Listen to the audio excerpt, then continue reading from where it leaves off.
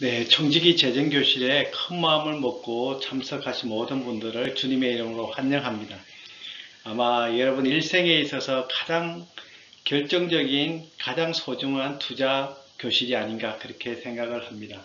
제가 이것을 시작하게 된 것을 먼저 잠깐 소개를 해드리는 것이 아마 좋을 것 같습니다.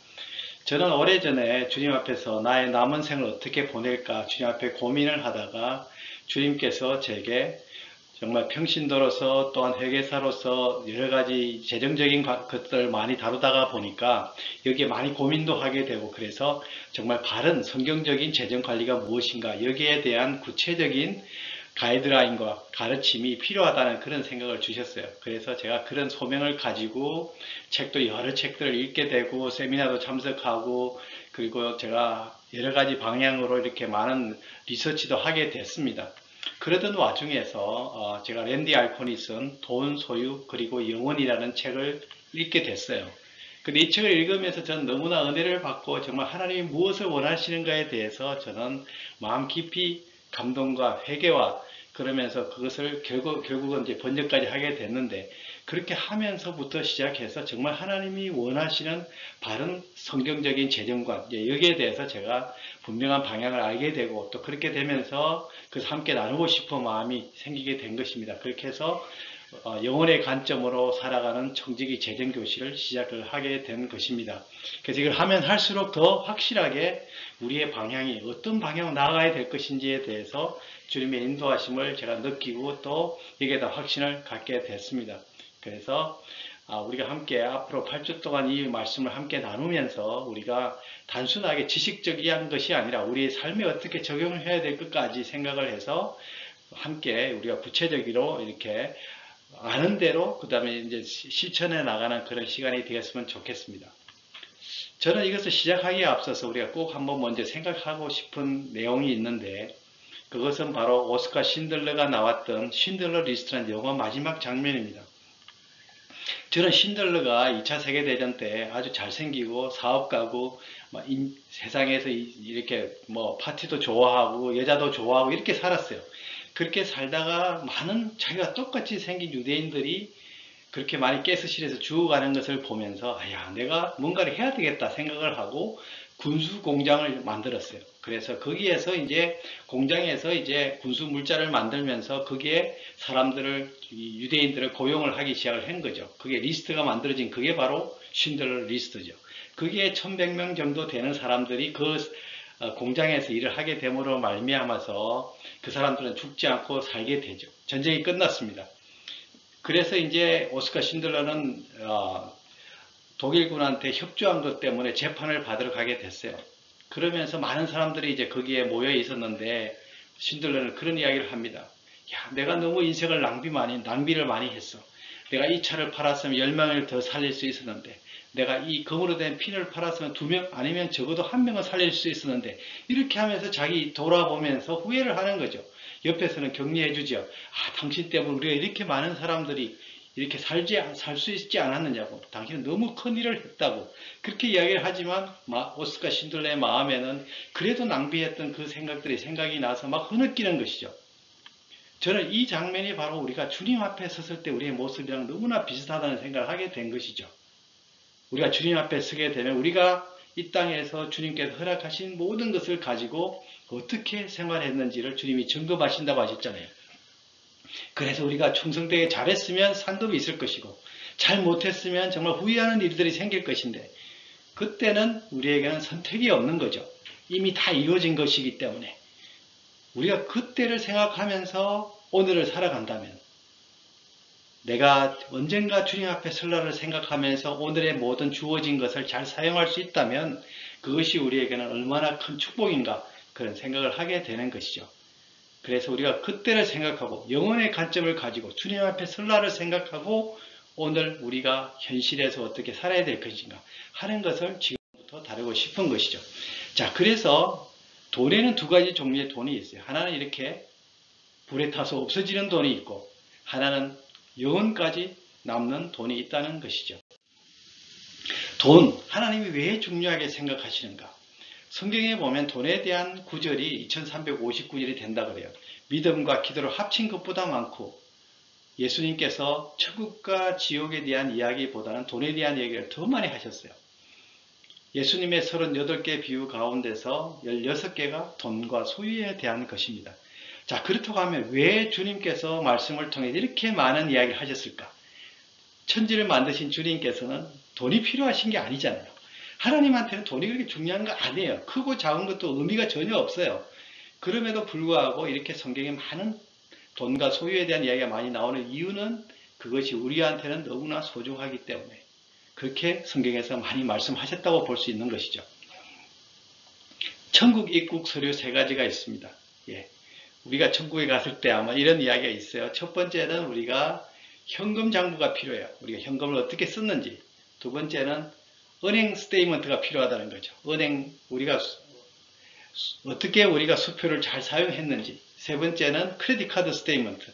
예, 우리가 신용카드를 어떻게 사용했는지 이것을 천국 입국 서류로 본다는 것이죠. 왜 그럴까요? 이 3가지에 보면 우리가 무엇을 소중하게 생각했는지, 무엇을 추구하며 살았는지, 어디에 시간을 가장 많이 보냈는지, 무엇을 가장 소중하게 생각하는지가 다 나온다는 것이죠. 다른 것들은 우리가 가정할 수가 있어요. 예를 들어서 내가 사랑하지도 않으면서 사랑한다고 말할 수도 있고, 내가 그 사람을 소중하게 생각한다고 하면서도 말을 하면서도 내가 그렇게 행동 하지 않을 수가 있어요. 그렇죠. 우리가 돈을 사용하는 것은 절대 그렇지 않다는 거예요. 항상 우리가 소중하게 생각하는 것에 우리의 돈을 쓴다는 사실이죠. 그래서 우리가 어떻게 돈을 사용했는지를 보면 내가 무엇을 위해서 살았는지가 그대로 나타난다는 것을 볼 수가 있다는 것이죠.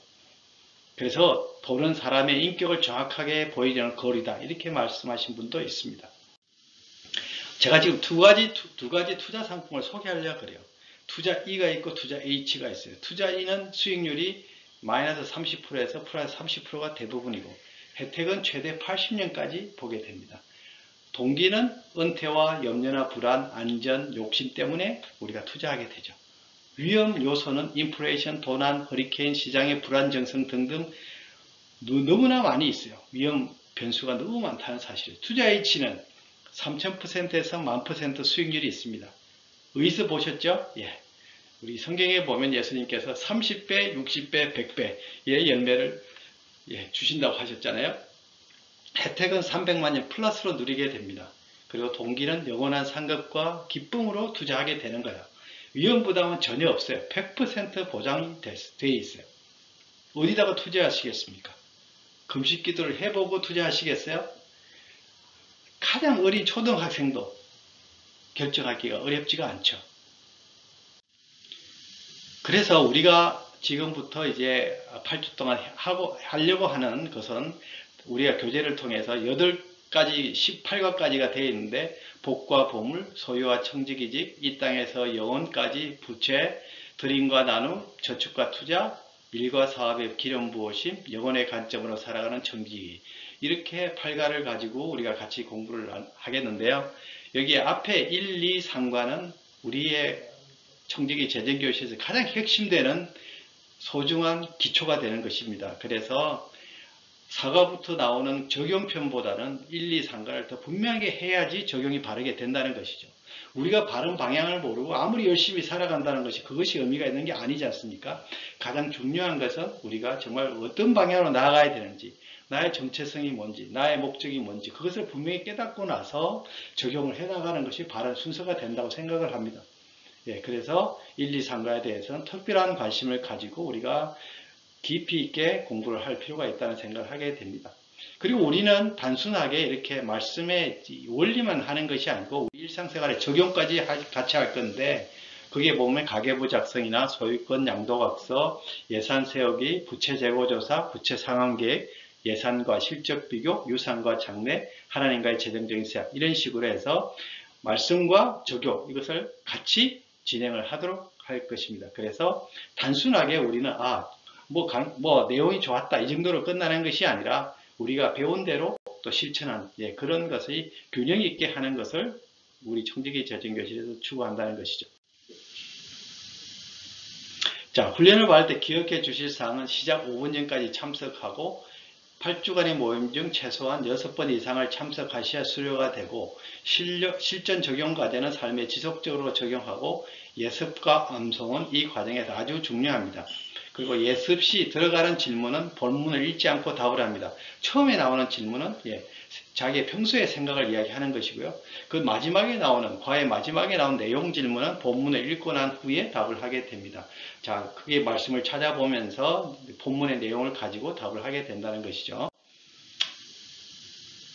그래서 오늘 우리가 지금부터 하는 것에서 가장 핵심 중에 핵심, 저도 기억력이 안 좋기 때문에 제가 많이 복잡한 이야기를 하면 제가 다 기억을 못하지 않습니까? 그래서 무엇보다도 가장 중요한 한 문장으로 요약했다면 나는 영혼의 관점으로 살아가는 청지기다. 이 한 문장에 모든 것이 압축이 되어 있다고 생각을 해요. 그래서 같이 한번 큰 소리로 한번 읽어보겠습니다. 나는 영혼의 관점으로 살아가는 청지기다. 계속해서 앞으로 8주 동안 이 이야기를 계속해서 우리가 구어제창을 하면서 내 위치를 또 내가 어디를 향해서 가는지를 확인하는 그런 시간이 되었으면 좋겠습니다.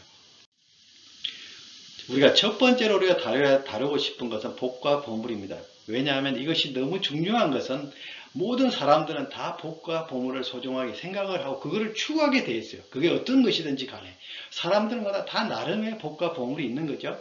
그래서 누가 시키든 시키지 않든 내가 소중하게 생각하는 그것을 따르게 되어 있다 이거죠. 그렇기 때문에 진정한 복과 보물이 무엇인가 이것을 아는 것이 모든 것의 시작이라고 볼 수가 있다는 것이죠. 이것이 잘 되는가 못 되는가에 따라서 그 사람의 인생이 바뀔 수 있다는 사실을 볼 수 있습니다.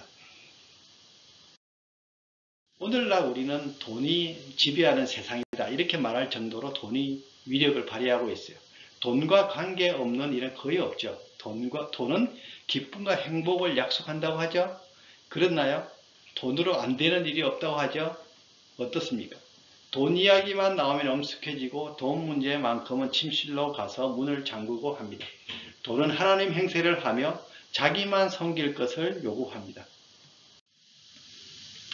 그 돈이 오늘날에 있어서 가장 잘 나타나는 것이 바로 물질 만능주의의 한 예가 될 수 있습니다.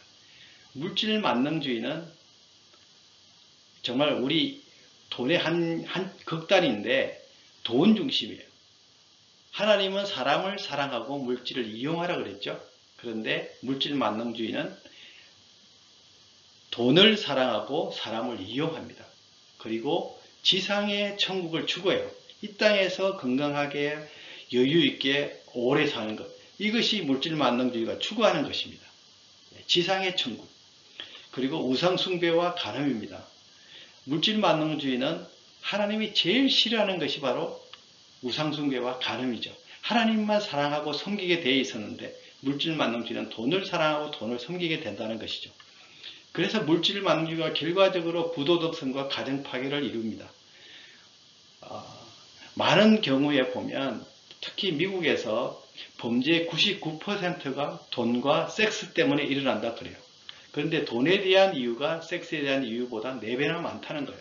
그럼 그 말은 무슨 말이냐? 많은 경우에 많은 문제들의 그 원인을 찾아가 보면 돈 때문에 생기는 일이라는 것이죠.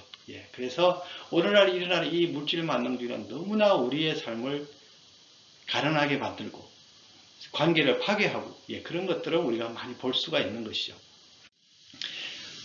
물질 만능주의가 교회 안에 들어와서 건강과 부의 복음으로 이것이 복음인 것처럼 지금 많이 교회와 교인들 사이에 이것이 퍼져 있다는 것을 우리가 볼 수가 있습니다. 하나님으로부터의 독립선언을 합니다.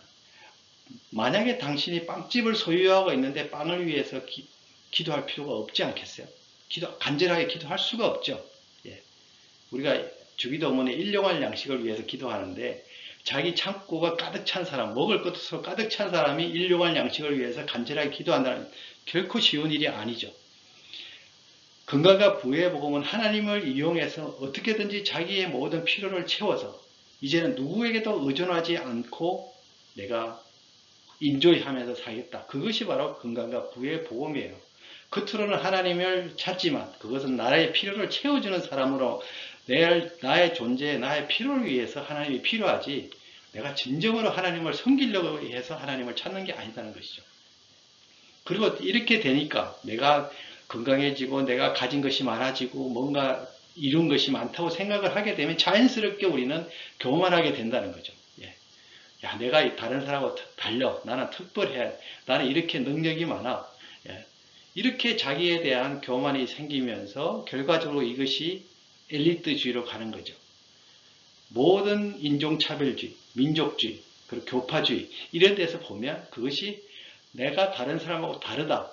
나는 특별해 하는 그런 교만과 엘리트주의 때문에 생겨난다는 것이죠.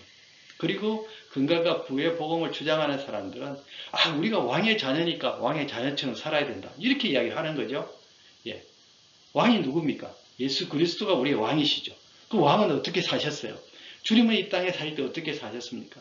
정말 가난한 자를 돌아보고 내가 거할 처소도 머리를 둘 곳도 없다고 하실 정도로 주님은 소유를 가지시지도 않고 정말 그렇게 평생을 사셨지 않습니까?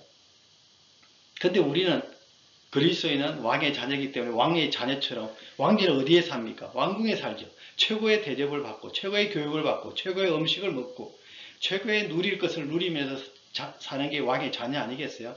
근데 지금 정말 우리가 왕의 자녀처럼 살아야 됩니까? 그런 면에서 보면 우리는 지금 왕복을 입을 때가 아니라 전투복을 입고 잘 섬기는 그런 입장이지 우리가 이렇게 이 땅에서 마음껏 누리며 그것을 갖다 자랑할 게 아니다는 사실이죠. 우리가 많은 소유를 가지고 우리가 정말 모든 것이 형통한 것이 그것을 통해서 우리가 하나님의 자녀인 것을 증명하는 게 아니다는 거예요. 우리의 자녀인 것을 증명은 어떻게 합니까? 요한복음에 보면 우리가 서로 사랑함으로 우리는 주님의 자녀인 것을 세상 사람들에게 알려주는 거지 우리의 많은 소유로 다른 사람들에게 우리가 하나님의 자녀인 것을 증명하는 것은 아니다는 것이 분명하게 주님께서 말씀하셨다는 사실이죠. 그래서 우리는 조심해서 우리가 봐야 될 것은 건강과 부의 복음이 있고 진정한 복음이 있고 이거 두 차이를 분명하게 이해할 필요가 있습니다. 건강과 부의 복음에서는 넓은 문 넓은 길을 가라고 하죠. 진정한 복음은 좁은 문 좁은 길을 가라고 합니다. 돈이 많고 건강하면 건강과 부의 복음을 믿는 사람은 축복이다. 나는 행복하다. 그렇게 하죠. 짧은 기간 기쁘고 편안한 것은 맞아요. 그렇죠. 교만하고 엘리트의식이 생기며 그렇게 되지만 진정한 복음을 믿는 사람들은 돈이 많고 건강해지면 책임감을 느끼고 경각심 깨어있으려고 항상 기쁘고 평안하고 그럼에도 불구하고 겸손하고 늘 청지기의식을 가진다는 것이죠. 돈이 없고 약해지고 모든 일들이 잘 풀리지가 않으면 건강과 부의 복음을 믿는 사람들은 수단과 방법을 가리지 않고 정치하려고 그래요. 왜냐하면 이것은 내한테 맞는 게 아니니까 내가 잘못 믿어서 그렇다고 생각하니까 괴롭고 불안하고 열등감과 분노가 생겨요. 그렇지만 진정한 복음을 믿는 사람들은 이렇게 약해도 감사하고 그래도 기쁘고 평안하고 그래도 자존감이 있고 하나님의 자녀임을 늘 기억한다는 사실이죠. 그래서 건강과 부의 복음을 믿는 사람들에게 있어서 나는 주인이고 하나님은 종이 돼요. 그런데 진정한 복음을 믿는 사람은 나는 청직이고 하나님이 주인이 된다는 사실이죠. 그래서 우리가 어떤 복음을 믿느냐에 따라서 우리의 상황을 해석하는 눈이 바뀌게 된다는 걸 볼 수 있습니다. 그리스도인과 부유함. 예수님께서 부자는 천국에 들어가기가 어려우니라. 낙타가 바늘기로 들어가는 것이 부자가 하나님 나라에 들어가는 것보다 쉬우니라. 그렇게 말씀하셨죠. 이 말을 듣고 제자들을 비롯해서 거기에 들었던 많은 사람들이 깜짝 놀란 거예요. 왜 놀랐습니까? 부유하다는 표시는 하나님의 축복을 받았다. 하나님의 인정을 받았다. 그런 뜻으로 그 사람들이 생각을 하고 있었거든요. 근데 부자가 천국 가기 어려우면 그럼 도대체 어떻게 된 건가? 그럼 부자가 된 것이 그러면 축복이 아닌가? 이런 의문을 갖게 됐다는 것이죠.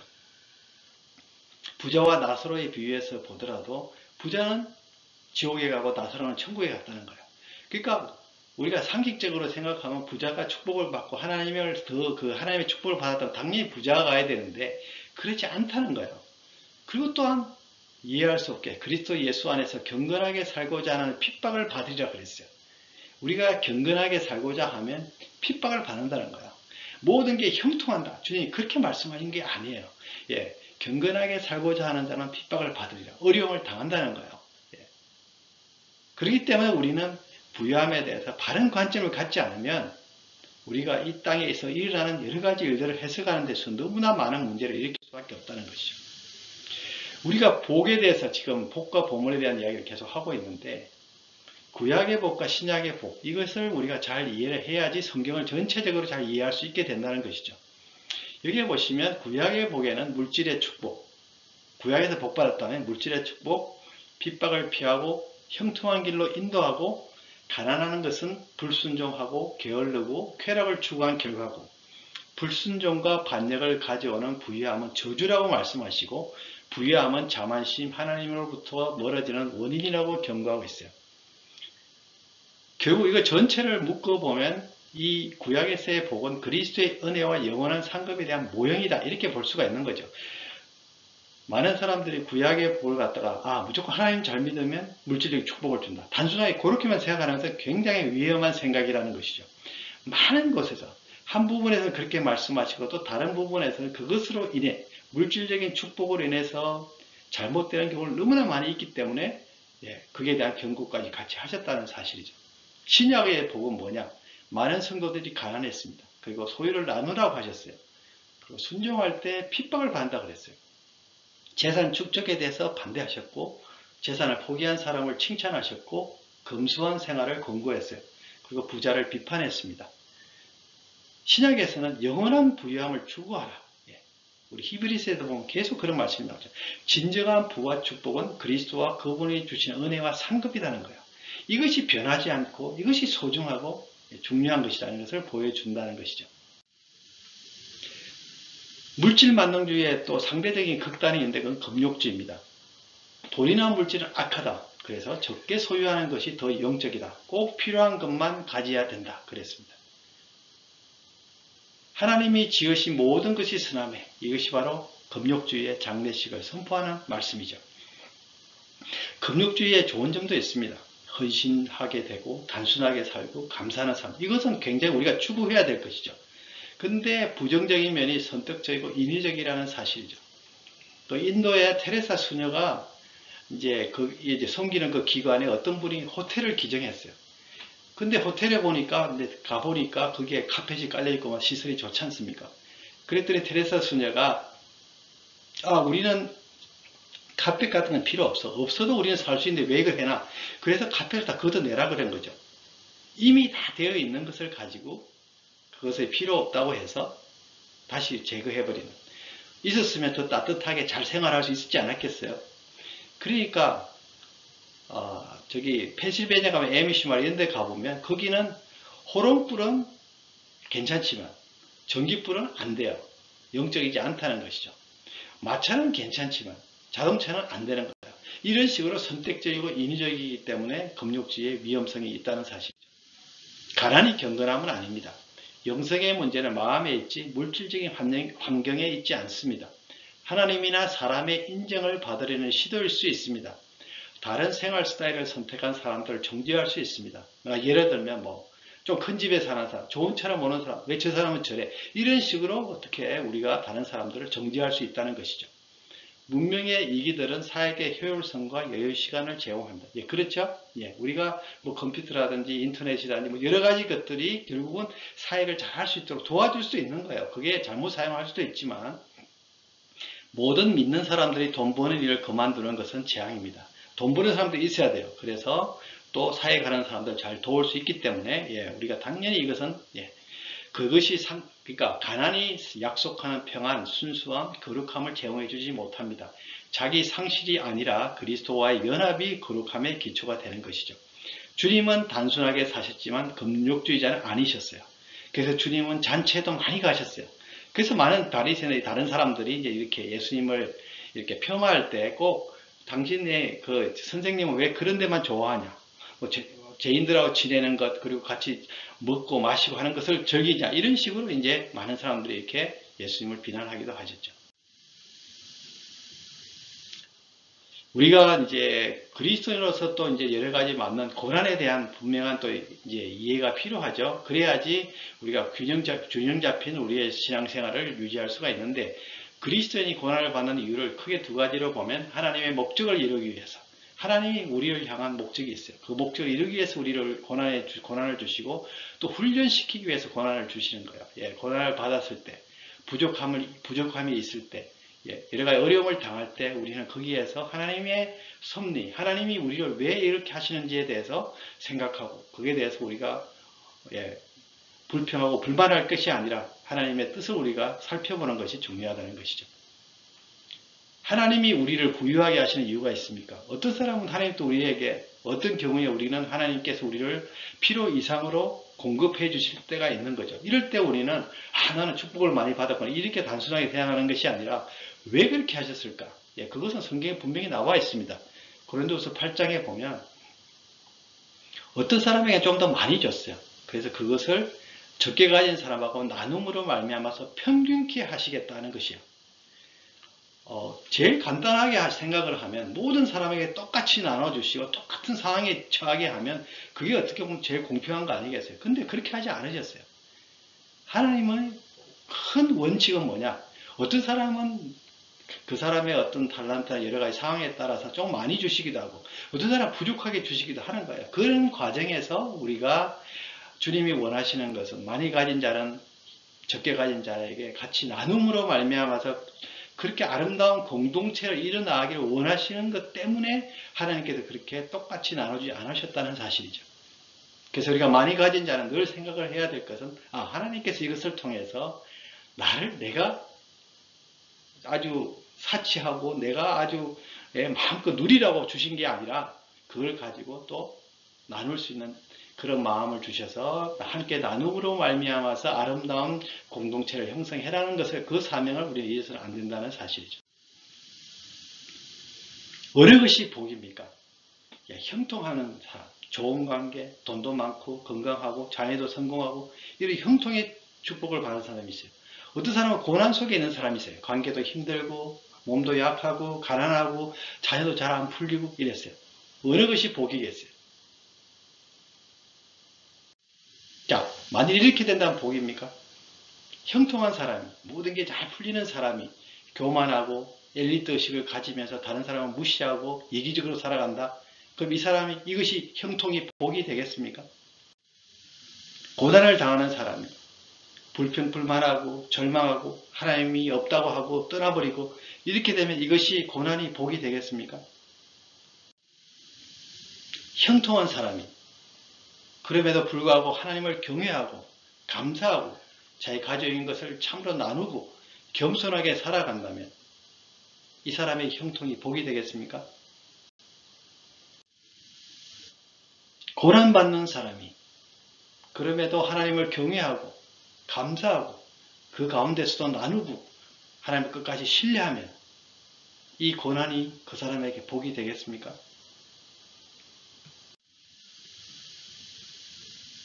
두 사람의 간증을 소개하려고 합니다. 이 성공한 사업가, 이 사람은 자기는 예수 믿기 전에는 사업도 안 되고 가정도 어렵고 그 다음에 건강도 상하고 너무 힘들었어요. 그런데 예수님을 믿게 됐어요. 그러고 나서 사업도 매출이 3배나 늘고 또 가정도 회복이 되고 건강도 혈압이 정상적으로 돌아오면서 건강도 좋아지고 이렇게 하면서 모든 것이 다 풀렸어요. 그래서 많은 사람들이 모인 앞에서 하나님께서 내가 예수를 믿어서 이렇게 놀랍게 나를 인도하셨습니다. 그러면서 그런 하나님을 내가 찬양합니다 하고 간증했어요. 중국에서는 꾀재지한 대학 교수 출신 한 분이 이런 간증을 합니다. 내가 예수를 믿기 전에는 대학 교수로서 사람들의 존경도 받고 또 경제적으로도 넉넉하고 가정도 행복해서 아들도 있고 이렇게 해서 가정도 행복했고 그렇게 살았습니다. 그런데 예수를 믿게 됐어요. 그래서 대학에서 쫓겨나고 5년 동안 감옥살이 하면서 거기서 목을 다쳐가지고 지금도 마귀를 하고 살아가는데 계속 그 통증으로 괴로워하고 있어요. 또 자기 아들과 자기 와이프는 자기를 떠나버리고 10년 동안 울도 보지 못했어요. 그렇지만 신실하신 주님, 나에게 가장 소중한 주님을 찬양합니다. 이렇게 간증한 거예요. 처음에 사람은 자기가 받은 것에 대해서 감사해요. 두 번째 사람은 자기가 잃어버린 것에 대해서도 잃어버린 상황에서도 감사하는 거예요. 두 가지가 다 맞는 말이죠. 어떤 것은 하나님이 주신 것에 대해서 우리가 감사하지만 또 어떤 것은 주님이 고난 속에서 주님 때문에 받는 고난 때문에 감사하는 거죠. 오늘날 인기 있는 사람은 누굽니까? 우리는 다 하나님 때문에 내가 누린 것만을 생각하기를 원해요. 하나님께서 분명히 우리가 주님을 믿을 때 주님께서 많은 것을 주시죠. 그런데 어떨 때는 우리는 많은 것을 잃어버릴 수가 있습니다. 주님 때문에. 또 내가 누릴 수 있는 것을 포기할 수도 있어요. 그 두 가지를 우리는 잘 균형 있게 생각을 해야 된다는 사실이죠. 우리가 한쪽만을 생각하면 하나님 믿으면 무조건 잘 된다. 모든 게 건강해진다. 모든 게 내가 경제적으로 여유가 있어진다. 이렇게만 생각하는 사람은 주님의 큰 뜻을 우리는 놓칠 수밖에 없다는 사실이죠. 주님은 궁극적으로는 우리를 축복을 해주시는 건 틀림이 없어요. 근데 그것이 이 땅에서만 받는 게 아니라 우리는 영원까지 생각을 해야 바른 해석이 된다는 사실이죠. 그래서 우리는 영혼의 관점이 없으면 이것을 잘 이해할 수가 없는 거예요. 박해받는 교수는 결코 축복을 받았다고 우리가 말할 수가 없는 거잖아요. 왜냐? 너무 힘들게 사는 그게 무슨 축복이냐고 생각할 수 있잖아요. 그렇지만 우리가 영혼의 관점으로 보면 그것이 다 이해가 된다는 사실이죠. 그래서 예수님께서 보물에 대한 얘기를 하셨어요. 이번에 사실은 우리 청지기 전쟁교실이 가장 핵심으로 생각하는 그 성경 말씀이 마태복음 6장에 나오는데 많은 사람들이 성경 전체 66권 중에서 가장 소중한 부분이 어디냐고 하면 산상수훈을 많이 들어요. 그 중에서 마태복음 5장, 6장, 7장이 산상수훈 아닙니까? 그래서 중간에 있는 마태복음 6장에 나오는 말씀을 가지고 우리는 우리의 성경적인 재정관리의 틀을 우리가 세워나가기를 원하는 거예요. 그래서 첫 번째 등장하는 게 바로 보물입니다. 너희를 위하여 보물을 땅에 쌓아두지 말라. 거기는 좀과 동록이 해하며 도적이 구멍을 뚫고 도적질하느니라. 오직 너희를 위하여 보물을 하늘에 쌓아두라. 거기는 좀이나 동록이 해하지 못하며 도적이 구멍을 뚫지도 못하고 도적질도 못하느니라. 내 보물이 있는 그곳에는 내 마음도 있느니라. 그렇게 말씀하셨어요. 여기서 우리가 잘 주의해서 볼 것. 너희를 위하여, 너희를 위하여입니다. 무슨 말이냐? 보물을 땅에 쌓지 말고 하늘에 쌓으라는 것은 우리를 위한 거예요. 하나님을 위한 게 아니라 우리 자신을 위해서 그렇게 해라는 거예요. 그것이 지혜로운 행동이라는 거야. 우리가 이것을 알아야 된다는 거예요. 주님은 우리한테 좋은 걸 주시고 싶어 하시죠. 그렇기 때문에 우리가 어떻게 하는 것이 지혜로운 건지 그것을 지금 말씀하고 계시는 거예요. 그러면서 내 보물이 있는 그곳에 내 마음도 있다 그랬습니다. 보물이 앞에 있고 우리는 따라가는 거죠. 내 마음이 있는 곳에 보물이 따라온다기보다도 보물이 있는 곳에 우리가 따라간다는 거예요. 그래서 보물이 너무나 중요하다는 거예요. 내가 정말 어떤 보물을 따라야 될 것인가. 그런 보물이 뭡니까? 가장 가치 있는 것, 가장 관심이 쏠리는 것, 가장 큰 기쁨을 주는 것, 잃어버리기를 가장 두려워하는 것. 이런 것이 바로 우리에게 보물이라고 할 수 있어요. 변하지 않고 영원하고 목숨을 걸 만큼 가치가 있는. 자, 이런 조건에 의하면 내 보물은 뭡니까? 내 아내, 내 자녀, 내 재산, 내 학위, 내 지위, 내 건강, 어떤 것이 나에게 보물입니까? 고민하지 마시고 바로 생각나는 것이 바로 내 보물이에요. 당신은 진정한 보물을 발견했습니까? 진짜 보물을 발견하지 못하면 가짜 보물의 인생을 겁니다. 왜냐하면 누구든지 자기가 원하는, 자기가 생각하는 보물을 쫓아가게 돼 있기 때문에 그렇습니다. 천국은 마치 밭에 감추인 보화와 같으니. 예수님께서 이 비유를 하셨는데 어떤 가난한 농부가 주인의 밭을 경작하고 있었어요. 근데 그 밭에서 보물을 발견한 거예요. 근데 자기 밭이 아니라서 덮어놓고 돌아왔어요. 그래서 자기는 빨리 그 밭을 사야 되겠다. 그렇게 해서 자기가 있는 재산을 다 팔기 시작을 한 거죠. 가난했기 때문에 처음에는 TV도 팔고 냉장고도 팔고 다 팔다가 나중에 그것도 부족하니까 숟가락 젓가락까지 다 팔았어요. 그러면서 이제 그 보물을 그 밭을 사게 됐는데 만약에 당신께서 옆에 그 이웃으로 살고 있었다면 그 사람의 행동을 보면서 어떤 생각을 했겠어요? 너무 이상하지 않아요? 갑자기 모든 걸 팔기 시작하니까 이 사람이 무슨 변화가 있었나? 이 사람이 정말 이제 인생을 이제 더 이상 살고 싶지 않나? 이런 걱정들을 하고 있지 않았겠어요?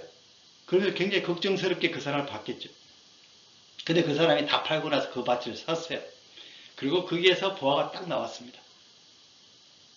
그랬더니 그 옆에 있는 이웃도 나도 만약에 그 사람처럼 보물을 봤으면 나도 이 사람과 똑같이 행동했을 거야 이렇게 했겠지 않았겠어요. 그런데 그 보물을 알기 전까지는 이 사람이 하는 행동이 이해가 안 된 거죠. 결론은 뭐냐? 우리가 진짜 보물을 발견했냐 안 했냐가 중요한 거예요. 이 사람이 자기의 모든 재산을 팔 때 아깝거나 천천히 여유있게 이렇게 파는 게 아니에요. 너무 기뻐서 빨리 팔고 싶었던 거예요. 왜냐하면 자기가 가지고 있는 것하고는 비교할 수 없는 보화를 발견했기 때문에 그런 것이죠. 그래서 정말 우리는 주님 앞에 질문을 해봐야 돼요. 정직하게 질문을 해봐야 돼요. 나는 진짜 보물을 발견했는가? 내가 진짜 보물을 발견했으면 내가 지금까지 소중했던 것이 그렇게 소중하지 않은 걸 발견하게 되는 거예요. 왜냐하면 내가 발견한 것이 너무 소중한 것을 발견했으니까 상대적으로 다른 모든 것들은 다 거기에 비해서 가치나 모든 면에서 정말 비교할 수 없다는 사실을 발견하게 된다는 사실이죠. 그러면 나의 행동도 그에 따라서 자연스럽게 따라오는 거지 억지로 하는 게 아니라는 거예요. 누가 그 농부한테 그 자기 재산 억지로 팔라고 했겠어요. 자기는 자발적으로 기쁨으로 했다는 사실을 우리가 알 수 있습니다. 주님께서 이 땅에 보물을 쌓지 말라고 경고하신 이유는 잃어버릴 가능성 때문이 아니라 반드시 잃어버릴 수밖에 없기 때문에 그렇습니다. 잃어버릴 가능성 때문이 아니라 반드시 잃어버리기 때문에 그렇습니다. 너희와 함께 가져갈 수는 없지만 참 가져갈 수 없다는 게 어떻게 슬픈 일이잖아요. 많은 것을 가지고 있는데 못 가져간다니까 얼마나 정말 억울하고 얼마나 허탄하겠어요. 근데 하나 기쁜 소식은 미리 보낼 수 있다는 사실이죠. 우리는 미리 보낼 수 있지만 가지고 갈 수는 없다는 것을 우리가 꼭 기억을 해야 된다는 것이죠. 세계적인 부자였던 존 락펠러가 죽었을 때 기자들이 그 회계사한테 물었습니다. 락펠러가 죽으면서 얼마를 남겼습니까? 유명한 말을 했죠. 모든 것을 남겼습니다. 한 푼도 못 가져갔습니다. 그것이 우리의 정답인 것이죠. 그렇지만 우리에게 기대가 있고 우리에게 소망이 있는 것은 먼저 보낼 수 있다는 사실입니다. 그래서 우리는 보물을 생각할 때마다 여름철에 우리는 목이 마르고 막 그렇게 땀이 뿔뿔 났을 때 시원한 콕 한 잔을 마시면 우리는 너무 기분이 좋지 않습니까? 그래서 우리는 정말 이런 콕 한 잔 같은 이런 여름철에 콕 한 잔 이런 것을 우리는 원해요. 근데 하나님께서 원하시는 것은 이것입니다. 하나님 우리한테 뭘 주고 싶으시냐? 이거는 조지아 아틀란타에 있는 코카콜라 회사 본사 건물이에요. 하나님은 코카콜라 본사를 주고 싶어 하는 거야. 이런 회사를 주고 싶어 하는데 우리 콕 한 잔에 우리는 목을 매달고 산다는 것이죠. 어릴 때 기억나시나요? 저도 딱지기를 한 기억이 나는데 그 빳빳한 종이를 가지고 딱지를 많이 만들어서 이제 넘기면 이제 그 따는 거잖아요. 그래서 어떨 때는 많이 쌓아놓고 너무 마음이 흐뭇한 거예요. 내가 세상에서 제일 부자인 것처럼. 근데 부모님이 보실 때는 조금 지나면 저거 다 쓰레기통을 가야 되는데 그렇게 생각하시지 않습니까? 그렇죠. 우리가 그걸 잘 모르는 우리 어린 마음에는 내가 모든 세상을 다 가진 것 같은 그런 생각을 하게 되지 않겠어요. 우리도 세상에서 세상에만 파묻혀서 모든 상황을 보게 되면 세상에 있는 모든 것이 너무 소중하게 보이는 거죠. 그것이 나에게 전부인 것처럼 그 이상은 아무도 없는 것처럼. 근데 우리는 정말 하나님이 주시려고 하는 보물이 무엇인지 하나님 우리에게 정말 주시려고 하는 그 선물이 무엇인지 그것을 우리가 알아야지 우리는 바른 길을 갈 수 있게 된다는 사실이죠. 그래서 나이를 먹을수록 보물과 멀어지는 사람이 있습니다. 이 사람은 이 세상에 자기의 보물이 있어요. 그렇지만 그 보물이라는 것은 없어지고 썩어지고 하는 쉽게 망가지는 그런 것들이에요. 그래서 나이를 먹으면 먹을수록 이 땅에 있는 보물과는 점점 멀어져 가니까 나이 먹는 것이 너무 슬픈 거예요. 근데 이 어떤 사람은 또 보물을 진짜 보물을 하늘나라에 쌓아놓기 때문에 매일 그렇게 쌓기 때문에 나이를 먹을수록 보물과 가까워져 가고 있잖아요. 그러니까 나이를 먹는 것이 더 두려워한 것이 아니라 더 기대가 되고 더 기쁘고 그런 삶을 살 수 있게 된다는 것이죠. 그래서 나는 어느 쪽인가? 나는 정말 나이를 먹을수록 기뻐하는 쪽인가? 나이를 먹을수록 슬퍼하는 쪽인가? 나이를 먹을수록 보물과 가까워지고 있는가? 나이를 먹을수록 더 보물과 멀어지고 있는가? 우리가 여기에 대해서 한번 생각을 해보시면 좋겠어요. 우리가 지금 보물에 대한 이야기를 했고 앞으로도 계속 나눌 내용은 가장 중요한 우리의 결단에서 시작이 됩니다. 나와 주님은 도대체 어떤 관계인가? 여기서 시작을 하는 거예요. 예. 나와 주님과의 관계가 없다면 우리는 세상에 없어질 것 다 두고 가는 정말 허무하게 살 수밖에 없지만, 나와 주님이 바른 관계인 사람들은 주님이 주시는 그 엄청난 약속을 누리며 이 땅에서 넉넉하든지 부족하든지 늘 감사하며 살 수 있게 됐다는 사실이죠. 그러면 나와 주님의 관계에서 우리는 정직하게 한번 우리 자신을 돌아볼 필요가 있어요. 나의 죄를 용서하시고 영원한 생명을 주신 구세주이신가? 그리고 내 삶의 주인과 왕이신가? 이 두 가지가 주님과 나와의 관계를 표시하는 고백적인 그런 고백이 되지 않으면 성경의 모든 약속들은 내하고 상관이 없는 거예요, 사실은. 관계가 없으면 약속도 효력이 없는 것이죠. 그래서 우리가 우리 자신을 돌아보면 정말 예수 그리스도가 나의 죄를 용서해 주시고 영원한 생명을 주신 구세주로서, 그리고 내 삶의 주인과 왕으로 고백함으로 우리는 주님과 나와의 관계가 바른 관계로, 그리고 모든 주님의 약속들을 우리가 누리며 그것을 추구하며 우리가 살아갈 수 있는 귀한 특권을 누리게 된다는 사실이죠. 오늘의 실전 적용은 가계부 작성입니다. 가계부 작성은 모든 수입과 지출을 기록함으로써 현재의 상을 정확하게 파악하기 위해서 가계부가 필요한 거예요. 그래서 우리 자신을 정확하게 잘 알아야, 집 형편을 알아야지 그에 따른 대책이 나올 거 아닙니까? 모든 것은 자기 자신을 돌아보는, 현실을 돌아보는 것에서부터 시작을 해요. 그러니까 현실을 직면하지 않으면 결코 주님이 원하시는 길로 가기가 어렵다는 것이죠. 그래서 지금부터 우리가 가계부 작성, 아마 모든 자료를 모으기가 굉장히 쉬워요. 은행이나 뭐 크레딧카드 이런 건 다 나와 있으니까. 거기에서 매일 우리가 한번 전체적으로 내가 어디에다가 수입이 어떻게 되고 지출이 어떻게 되는지를 한번 작성하면서, 그 다음에 이제 거기에서부터 우리가 어떤 방향으로 나아가야 될 것인지를 다시 고민하게 되겠습니다. 자, 지금부터는 우리가 소그룹으로 나눠서 이제 질문을 가지고 서로 디스커션하고 또 질문도 하고 서로 이렇게 교제하는 귀한 시간 갖도록 하겠습니다. 좋은 시간 되기를 바랍니다. 자, 그러면 또 우리가 다음 시간에 뵙겠습니다. 감사합니다.